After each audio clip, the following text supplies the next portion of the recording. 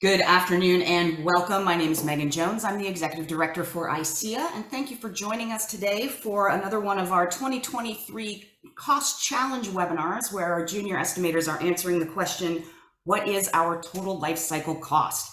Today we've got Team Technomics with us, represented by Andrew Schober, Sydney Kasich, and Harry Smith. If you have questions for our team today, please put them in the chat. We'll get to all of those at the end. And of course, if you have any other technical questions during the meeting, you can put those in the chat too. So now I'll just turn it over to Andrew and they can take it away. Yeah, thank you, Megan. And thank you to ICEAA for putting together these webinars. It's been really interesting to see what other teams have come up with for the challenge. So we are very excited to present our approach for the prompt, what is the cost of a human?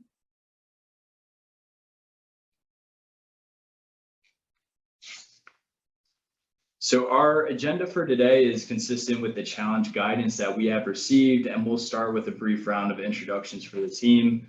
My name is Andrew Schober. I was the cost lead for our team, and for my project work, I primarily support shipbuilding programs within the U.S. Navy and U.S. Coast Guard. My name is Sid Kasich. I'm a lead analyst with Technomics, and I provide cost analysis and acquisition support to U.S. Navy and Army clients. My name is Brendan Schwartz. I'm also a lead analyst, and I provide support to the NNSA doing cost analysis and various modeling work. My name is Ben Bergen. I provide cost and financial planning support to multiple Navy programs and IWS too. Hi, I'm Harry Smith. I'm a senior associate at Technomics, and I assist the Office of the Secretary of Defense with acquisition cost data collection. So when our team was first given the challenge of estimating the cost of a human life in the US, we began thinking about what type of costs would need to be included. We were originally focusing on the monetary cost of that person and the cost it would take for them to live their day-to-day lives.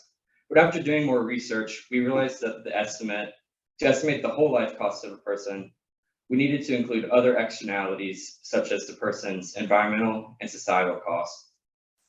But when we first started with this problem, we wanted to start off simple and just figure out who we were estimating. So we asked ourselves questions like, how long are they going to live? What are their demographics? And what does their lifestyle look like? This is where we realized our simple questions were quickly turning more and more complex. So, for example, how do their grocery bills change if they have kids? Or how does their lifestyle affect their healthcare costs? Since our questions were becoming more and more complex, we wanted to make sure that we tried to solve the problem with a well-structured approach.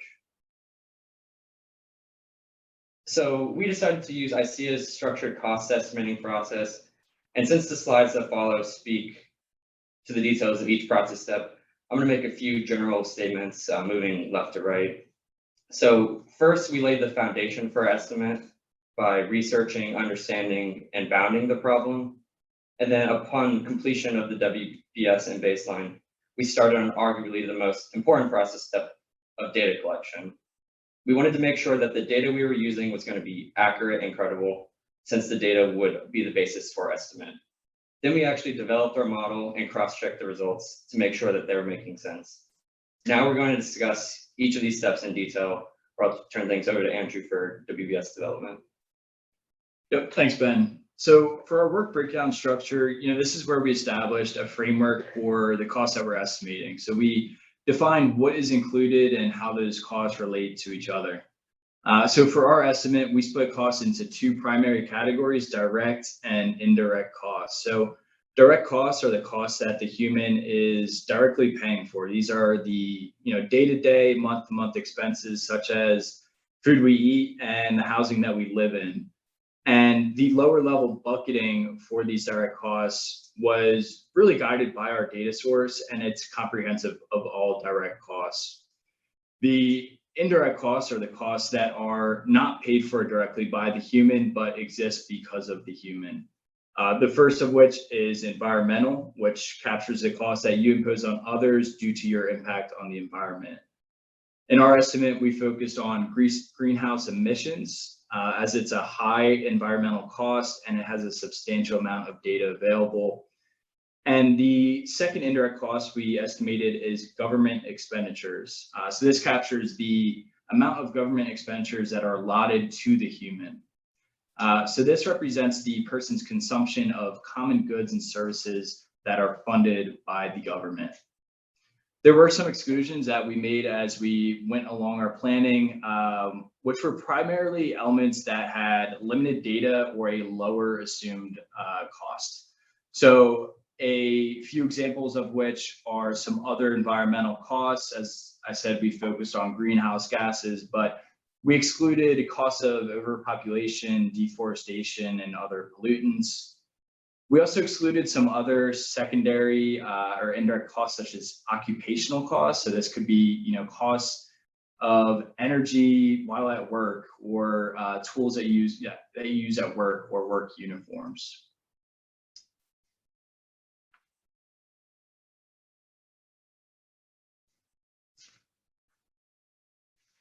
Next, we'll move on to ground rules and assumptions now that we have our work breakdown structure established.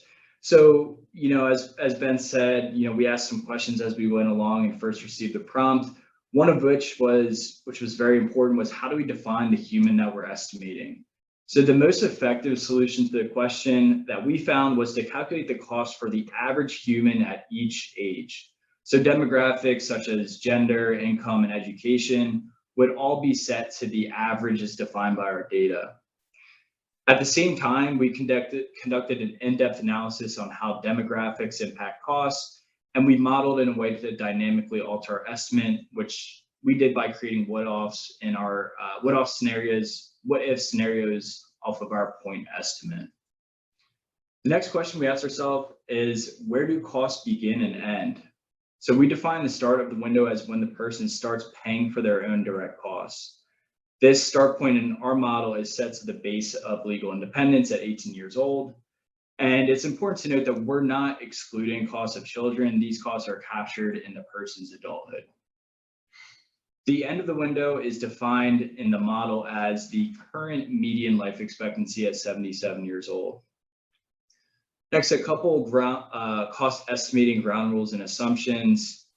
Our estimate is displayed in 2023 dollars and captures recent historical costs. So in other words, we are not building up a historical cost by using costs that have incurred in the past few decades, nor are we forecasting future inflation. So the next part of our presentation is organized into 3 sections. We have 1 for direct costs and 2 for indirect costs. We'll begin with direct costs.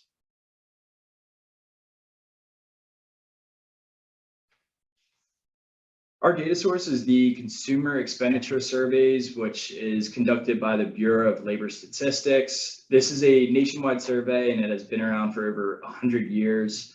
They collect data on expenditures, income, and demographics of families and individuals. There are some limitations that came with this data, which is similar to all surveys. So 1, we assume that there is some amount of sampling error, which means that the sample might not be 100% representative of the population. And there's also some degree of non-sampling error that we observed in the data. This is more of the human error in filling out the survey, such as maybe underestimating expenses and misinterpretation of questions. However, the advantages that we saw within the data definitely outweighed those limitations. So with the survey being conducted for over 100 years, the data is reliable and very well documented.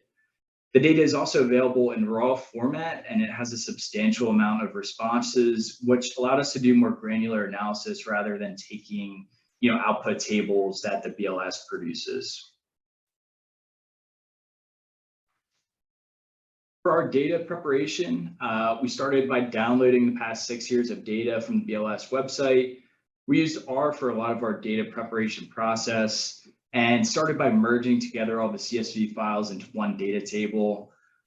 This consisted of over 100,000 records of respondents and over 900 variables or columns.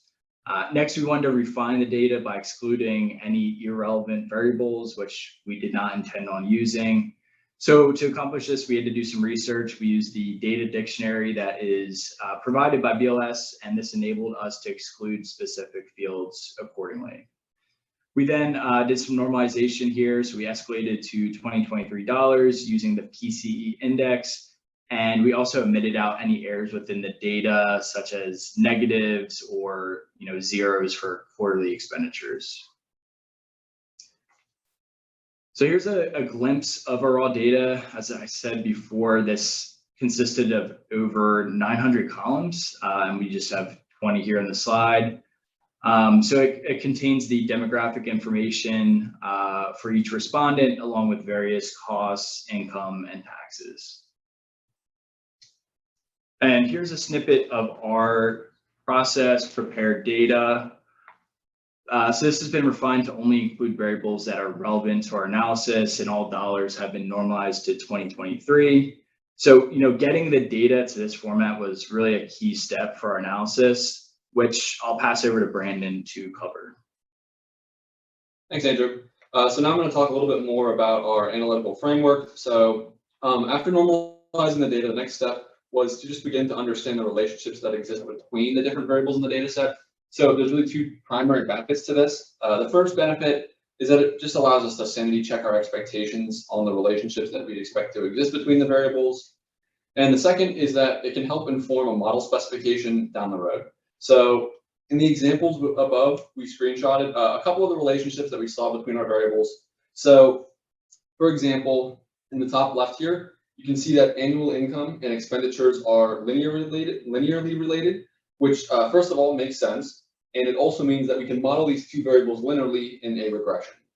However, not all the variables are going to be linearly related. So in the top right, you can see an example of expenditures versus age, and it looks a lot more quadratically related. Therefore, a polynomial model specification would be more appropriate. So basically just did this for every single variable that we're considering for including in the regression.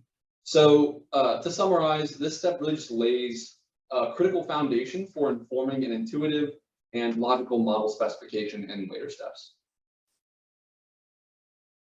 Okay, so now let's actually talk about the modeling framework. So this is basically a visual representation of the multivariate regression equations that we use to estimate the whole life cost of a human. So there's two regressions. We have one where we predict the income of an individual at a specific age, and the other where we predict the expenditures of an individual at a specific age.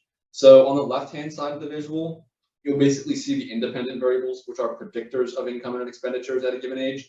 That's stuff like education, number of kids, and demographic information. So one thing to note is the regressors are the same across both regressions, except that expenditures is also a function of one's income. So said another way, predicted income is a function of the demographic characteristics on the left-hand side of the graphic, and predicted expenditures is a function of those same characteristics plus income. So we also account for environmental emissions in our predicted cost, which you can see on the bottom part of the graph. However, we do assume independence between emissions and personal demographic characteristics, which is definitely an oversimplification of what is in reality a highly complex network of relationships. So to calculate the whole life cost of an individual, we simply just sum up the predicted costs for an individual year over year for every single year that we anticipate the person to be alive. So for example, we would calculate the expected cost at age 18, 19, and so on and so forth, up until the anticipated life expectancy of the individual. Okay, so now let's get a little bit into the weeds on the model specification itself. So we applied an iterative model building approach to develop this particular specification, but primarily using two key sources to do so. So the first one is we leveraged our trend analysis to basically determine the most appropriate model specification for each variable.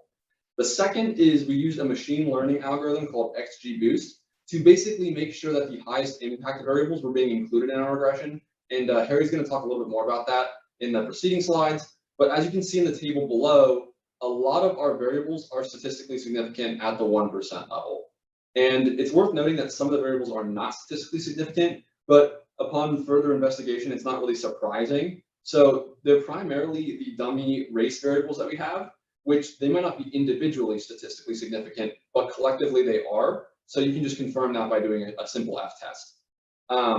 Now, the second point is on overall statistical significance. So the R squared in the top right of the graph does appear low. However, I'd actually argue that that's pretty good given the nature of the problem. So the ability to accurately predict income and expenditures of individuals at a specific age is a highly stochastic problem, and high levels of model accuracy should probably not be expected.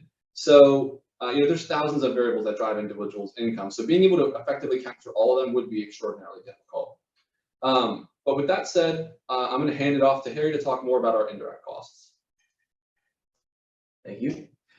So in addition to the direct costs which make up the bulk of our estimate, we also have included two categories of indirect costs. The first of these indirect cost categories is environmental. Our idea in including environmental costs is that each of us, simply by existing in society, imposes a cost on all other humans in the form of negative environmental externalities. For the purposes of this estimate, we chose to only use the most well-researched and quantifiable environmental impact, which is CO2 emissions. This takes the form of the EPA's social cost of greenhouse gases, which is a monetized, discounted value of the damage caused by a marginal 1-ton increase in atmospheric CO2 in a given year. Our data sources for this metric include the Environmental Protection Agency for the social cost of carbon, the Energy Information Agency for CO2 emissions per capita broken out by region, and the PCE index for normalizing dollar values. The results of this analysis take the form of this product chart. On the left side is the mean CO2 emissions per person per year in tons broken out by geographic region. And across the top are the EPA's low, moderate, high, and extreme estimates of cost of the impact of CO2. The estimated annual cost per person for each region and impact estimate makes up the products which fill the chart. And you can see highlighted here our average cost per person per year, which is used later on in our point estimate. Our second indirect cost category is government expenditures. The thought behind including government expenditures as a cost is that besides money that we pay for ourselves to live, each American benefits from money that the government pays for public services. Federal spending is funded by a combination of taxes, borrowed money, or a number of alternative revenue streams. For this estimate, we assumed that all Americans in some way benefit from government spending, and that we each benefit from that spending about equally. Total government expenditures from last year, discounted to 2023 dollars, were about $6.5 trillion. Dividing that by the US population, the average cost per person per year is about $19,400. Now I'll pass off to Sydney for our results. Thanks, Harry. In the following few slides, I'll be grouping the results of our analysis. I'll first discuss our point estimate, which you'll see here, and what it means for humans that deviate from the statistical average. Then we'll dive into sensitivity analyses and cross-checks. So all the data analysis you've seen in the previous slides culminates in a point estimate of $3.3 million in CY23 dollars. This is broken out by direct and indirect costs and further by cost element in the table in the bottom right of this slide. So this is our answer to what is the whole life cost of human in the US, although it is admittedly flawed. We know that there are a lot of intricacies and factors that go into determining this. The factors that we found to be most important are in the table at the top of this slide. So a couple of things to note about our estimate. We have to assume that our sample statistics are somewhat representative of the entire US population. So our point estimate defaults to the statistical average for the characteristics in the data set that we don't currently have an input for. So if you see education, children, race, sex, urban or rural living, region, and emissions impact all default to an average of that data set, which means that, for example, when you see the 13.5 input variable under education, and this is in terms of years, our model predicts that the average human in the US has an education somewhere in between a high school diploma and an undergraduate degree. If you cross-reference that to the average number of years value with the 1.10 education line in the table below, the point estimate for education is about 40K in CY23 dollars, which actually seems realistic given it equates to about a year and a half of undergraduate education expenses. We also have one fixed input, and that's marital status. We set marital status to 0 so that we could isolate the cost in the point estimate to just the survey respondent and not allocate dual income costs or expenditures to one person. And then finally, just a disclaimer, we do recognize that our model is more useful for predicting the whole life cost of a person that aligns to averages and less useful for people that deviate from them, which we recognize is a ton of people, like a great amount of the population. For context, on our team alone, no one fits within these exact parameters. We conducted sensitivity analyses to see how different human characteristics affect their whole life costs. So basically holding all other factors constant for a male, and you'll see on the next slide, female, we wanted to see how each of these discrete regression parameters drove cost. So we used our dashboard and toggled to try and isolate the marginal effect of each parameter. And here are some of our findings. Two things that are probably intuitive: marriage results in a higher whole life cost compared to unmarried males, and then children result in a higher whole life cost. So for simplicity, we assume that as number of children increase, it does so at a constant rate. So the expense going from 1 to 2 children is the same as going from 2 to 3 children. However, we theorize that with adding coefficients and or time to our study, we'd be able to show that there is an increase in cost, but potentially at a diminishing rate. The bottom 2 charts are a little bit less intuitive, but they do show whole life cost for males as a function of race and as a function of geographic region. We conducted the same sensitivity analyses on female respondents. The sensitivity analyses and charts for females mirror the relationship seen in male charts, just at a lesser scale because the model also predicts lesser income for females. So you'll see here that higher education in females leads to greater expenditures and thus greater whole life cost, as you did on the previous slide for males. By the same token, in order of greatest to least whole life cost, the order by race for males was white, Asian, multi-race, Pacific Islander, Native American, Black, and this is the same for females. And finally, the team used Crystal Ball to conduct a Monte Carlo simulation on our data set. We created distributions based on the monetary regressions and the environmental factors that informed our estimate. So here in this slide, we're showing uncertainty in the accuracy of the regression parameters in the S-curve. You'll see here that our point estimate falls at about the 50th percentile. In short, our analysis resulted in a moderate amount of uncertainty in the cost of an average person. And next up, I will pass back over to Harry for cross-checks. All right, so as Brendan mentioned earlier, XGBoost is a boosted decision tree of machine learning algorithm, which we ran in the R programming language. We use it to inform our model by taking advantage of the fact that XGBoost is able to figure out which of our many variables have the greatest impact on costs when changed completely independently of one another, which isn't possible with normal regression analysis. On the right, you can see the most important factors which drove whole life costs.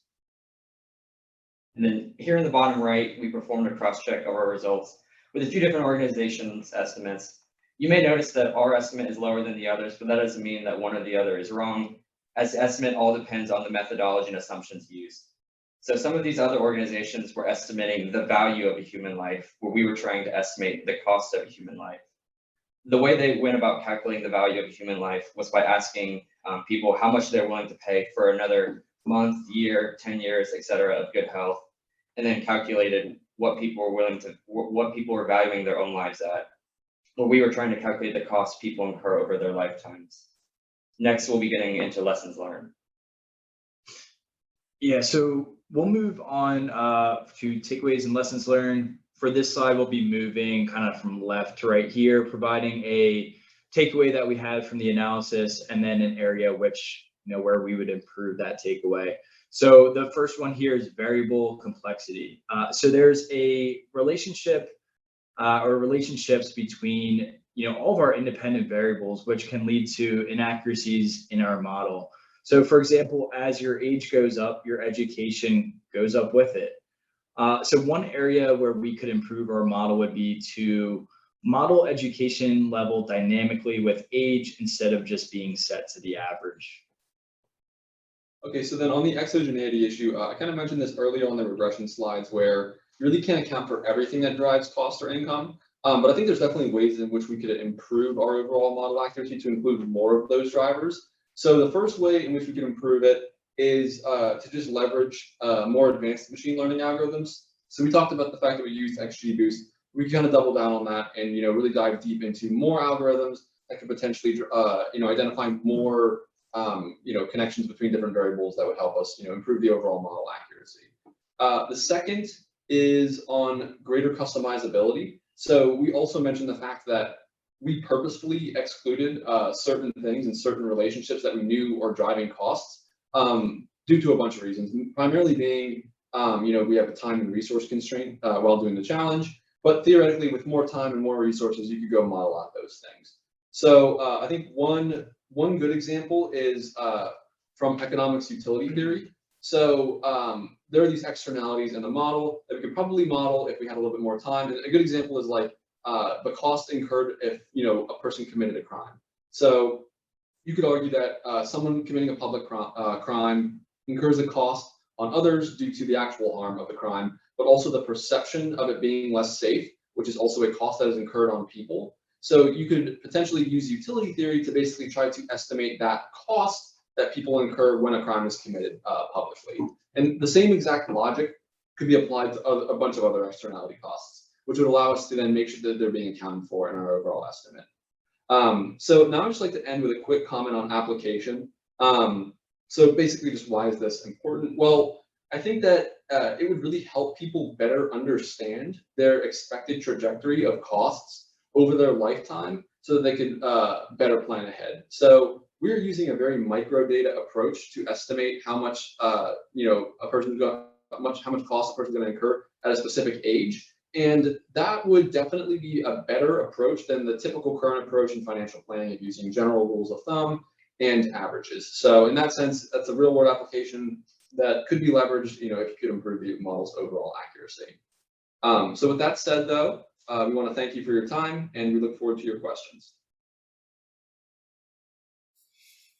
Awesome. Thanks, guys. So everybody who's on the line, if you have a question, please put it in the chat and we'll get to your questions. We've got a clap emoji. Well done. Thanks, guys. While the audience starts thinking of their questions, I'm going to ask Team Technomics the same question I've asked the other two teams so far. So it is a open-ended question that could take one down many roads. Were there any roads that you saw that sort of made you chuckle and thought, well, that would be a fun thing to explore, but no, we can't do that. That's too far off the task. We had a couple of them. Actually, one that I remember early on was we were trying to figure out externalities and costs that you would capture that weren't direct costs like we got from our CS data. And at one point we were like, well, how do you calculate the cost of somebody in prison? Like, is it a cost or a benefit? Like, how do you, I guess, bucket that cost? Is it like a cost to taxpayers because they're technically, contributing to it, or is it a benefit because, criminals are in jail and you have this safety benefit and it's not a cost to you, it's actually like a plus. So that was one of the funnier ones that we obviously derailed us for like a little bit, and then we kind of got right back on the track of like, no, let's assume it away in the data and kind of get back to it. But many of those along the way. I can't even imagine what sort of things popped up. That's huge. For those of you online, any questions? Otherwise, we're gonna let you get back to your lunches. We have a bit of a break. Oh, here we go. We have a fun question. Who's cheaper in the terms of LCC, male or female? So based on what our XG Boost analysis put out, if you keep all things equal, in terms of expenditures, so who's spending the most money, it is women. But like I said, there are costs and like discounts associated with every demographic that influence other price drivers. So that's just saying that if a man and a woman were the same race, lived in the same place, had the same level of education, everything else exactly the same, the woman would be more expensive.